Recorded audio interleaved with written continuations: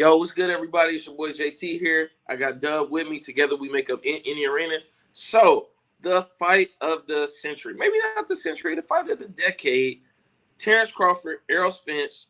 We're hearing word, getting word that June 17th is going down in Vegas. And I mean, listen, this is like Ali Frazier, Thriller in Manila. You know, I don't know what else to say about it. This is a huge deal. I feel like Crawford's been ducking for quite some time. You know, he knows he's not the A side. We got to be real about what things are. Crawford has had a belt for a long time, but I mean, the crazy thing, I saw a stat the other day. Crawford and Spence both are two of the longest reigning welterweight title holders. And I think it's simply because they haven't fought each other. So, Dub, I know you've kind of followed this story along with me as we thought we were going to get the fight. We got different, points of inflection where it was like, oh, the fight's coming. Oh, it's not. Oh, they're in negotiations. Oh, they're not. So now we're hearing that it's going to happen. Do you think the fight's going to happen on June 17th? And who do you have if it does happen? I mean, as long as Crawford doesn't run away from Spence, then we may have a fight. I think Spence is about that action. He's ready to fight. I think this is the epitome of the whole Garcia and Davis fight. I just think that the terms need to be aligned in order for it to work for both parties. And that's the problem with boxing. We don't get the fights that we want to see at the time in which they will be most valuable to us. With that being said, do I think the deal will get done? Maybe, only if they both want it to get done. We got the Garcia, we got the Tank Davis fight this month here in April. Looking forward to that in the coming weeks.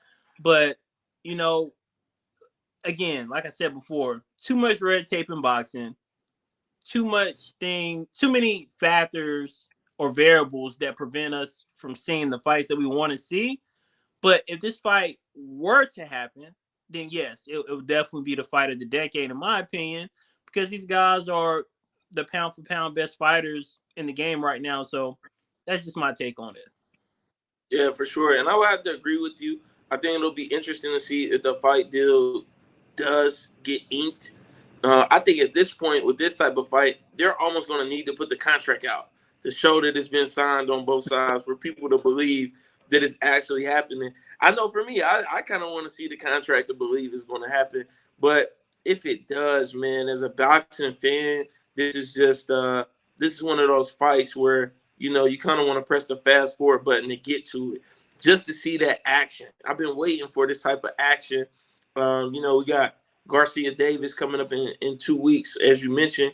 And, I tend to believe that this Garcia Davis won't be as exciting as the last Garcia Davis. I just don't think Ryan Garcia is skilled enough and technical enough of a fighter that he's going to do any real damage to Gervonta Davis.